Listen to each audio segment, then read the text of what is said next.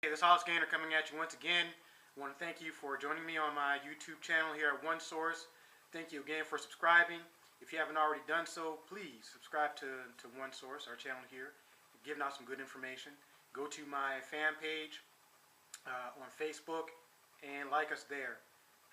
Again, we've been talking about relationships, and I've also given some ad-libs to other things. And just to recap, before I go into why we need relationships and what is a relationship, the first segment was speaking more of love and loving. You know, the difference between the two. Love is more of a physical or a chemical reaction to something. Oh, I love this or I love that. But loving is something that's more of a consistent basis. It's constant. It's always there. It's never fleeting. It's never changing. It's always there. So that's the difference, as I spoke in the last segment, the difference between love and loving. You know, we can love something, we can love a person, true enough, and sometimes, you know, people do fall out of love. So how come we have divorces? But in loving someone, in a loving relationship, that's constant. It's always there. It's there whether you're sick. It's there whether you're happy, whether you're mad, whether you're ill. It's always there. And it's always a state of being rather than a state of feeling. It's something that you just know without knowing. But like I said, it's a constant. It's always there. So, like I said, we've been talking about relationships and why we need them. And again, I've been breaking it apart so we can have an understanding between, like I said, what's love and loving. And in that relationship, you know, why do we need them? And I spoke about that before when we said that it's because we want to be a part of something. We want to belong. We don't want to be on the outside looking in. We want to be greater than a single entity. So that's why we long for relationships. One of our sacred texts says it's not good for man to be alone. And it's true. You know, in our aloneness, we become lonely. If we don't understand who we are, what our purpose for being on this earth or on this planet is, we tend to go different ways. We tend to go ways that we weren't meant to go and do things we weren't meant to do. So with that, that's a short synopsis of why we need to be in relationships, because we have a longing for, to be a part of, to grow with and evolve.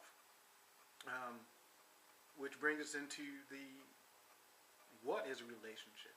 Because again, if we don't know who we are, we may not understand what a relationship is and what it means to us. And sometimes when we are with someone, we tend to have these expectations of a relationship, which is not bad to have. But if we don't understand or set the expectation, a person's not going to know what they're supposed to do, or how they're supposed to treat you, or how you would like to be treated in order for that relationship to foster and grow and be nurturing and sustaining. You know, and with that, we often ask the question, well, you know, I have this certain expectation of this to be treated this way, to be spoken to this way, to be held that way, you know. But because of how we may have grown up or were raised, or what we may have seen, or what we may have read, our understanding or beliefs about relationships and our expectations may be different than the person that we're with. They may have a different set of expectations, and they may have a different set of understanding of what a relationship is and how they would want someone to treat them inside that relationship. And it's kind of funny because, again, some of our sacred text gives an example of an expectation of how to have a right or good relationship with the eternal. But 9 times out of 10, or even 90% of the time, we don't either believe in that expectation or we don't understand that expectation. So we tend to go on our own and do our own thing and think, well, my relationship with the eternal is great. And then we can see it in the same with our spouses or our significant other or our life partner. Well, our relationship is great, but you're the last person to know that you're about to get a divorce, or you're the last person to know that your life partner, your spouse that you've known for umpteen years is about to walk out that door. Why is that? Because we haven't set an expectation. We've just let that person go and do, believing that, well, they should know better because it's how I grew up, it's what I believe, it's what I know. Well, that person just should know. Well, if the Eternal gave us a set of expectations for us to know, would it not behoove us to give our partner, our life partner, our significant other, the same common courtesy and give them a set of expectations? It's a good question. My good friend, wife albeit, gave me a roadmap, expectations. Looking at the roadmap, listening to the roadmap, and I'm like a man. Every normal man takes a map, and looks at it differently and says, okay, I need to go here, but they don't follow the map entirely.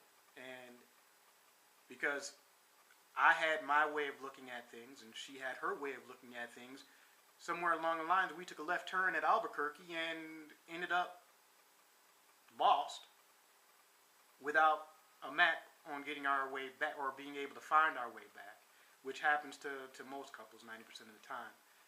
Because what she gave me, what I thought was quite different. It was two different things. So we didn't sit down and communicate with one another, and she had her ideology of what she thought was what I expected, and I had my ideology of what I thought she expected. And the two could not have been more right or more wrong, per se. Because, like I said, I got the map, she got the map, we took a left turn at Albuquerque, and got lost, as some couples do. And then as we set those expectations about relationships, like I said, we didn't know what is a relationship. Well, if I ask my dad, or if I ask my mother, or if you ask someone, their definition of a relationship is going to be different than what you believe a relationship to be. But I will submit that every definition, even coming out of Webster's dictionary, is going to be wrong, because we don't take into account a fundamental thing of what a relationship is. And I would submit that a relationship is a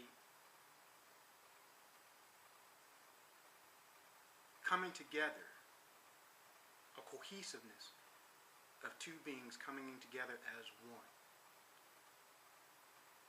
Taking a holistic point of view or approach to it. A relationship is based off of three fundamentals: mind, body, spirit.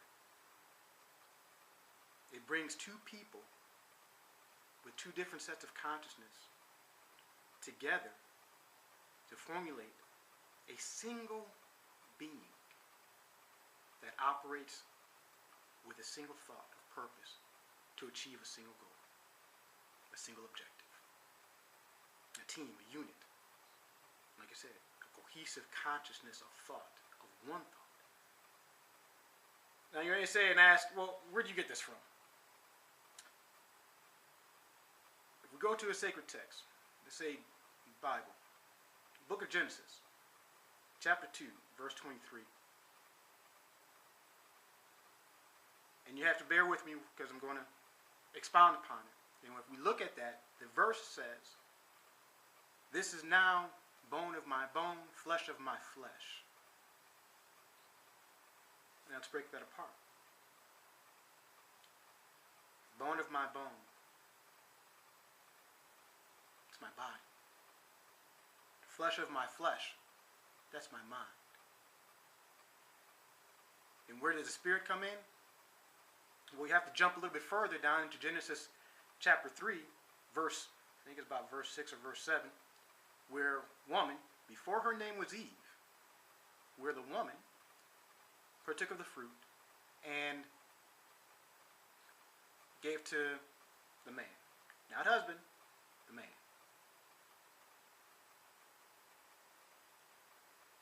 And it wasn't until that time where he ate of it, she ate, and their eyes became opened. And then things start to happen. Their eyes became open. They realized some things, and things start to happen. But let me jump back to Genesis chapter 2, verse 24, where it says, for this reason.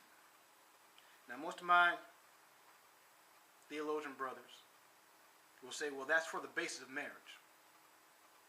Not necessarily so. It's for the basis of relationship.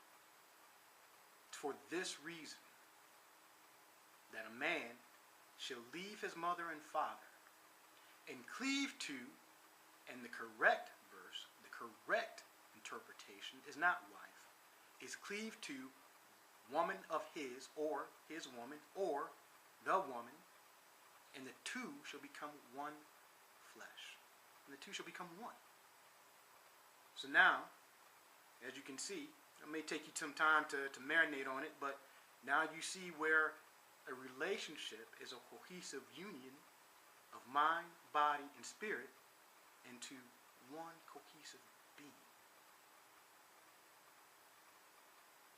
Now we go back and see that, well, how does this really happen? How does this really come into place? Well, you got to realize who you are inside that relationship. You've got to understand that it's not a title or a position. You're not husband. You're not the man. You're not the woman. Bring home the bacon, frying up in pan. You're a cohesive unit working together. Your thoughts, your ideas, your beliefs, they're on a single pattern. They're getting you together towards one focal point, towards one goal. You're creating together a new world. Not so you can get married and live in this world, but you're creating a world inside of a world. Your relationship is that world. That relationship of cohesive being is that world. Remember, for this reason, not for the reason of marriage, not for the reason of becoming property, it's for this reason, for the relationship, for the cohesiveness, for the togetherness, that a man shall cleave to woman of his woman, or the one that she chose, woman, and the two shall become one. Now remember, I went back into Genesis chapter 3, and we talked about how woman ate of the fruit, man ate, and then things happened. It wasn't until then that their eyes became open. I'm going to have to be brief on this because my time is running short. I may have to break it up into two parts. So stay with me. Even if I do, there'll be a second part. Stay tuned to it, and we'll come right back to it. But in the meantime, let me finish speaking on this point. It wasn't until they ate that their eyes became open. Things started to happen. But what things? Stay tuned for the second part of this. I'll be right back.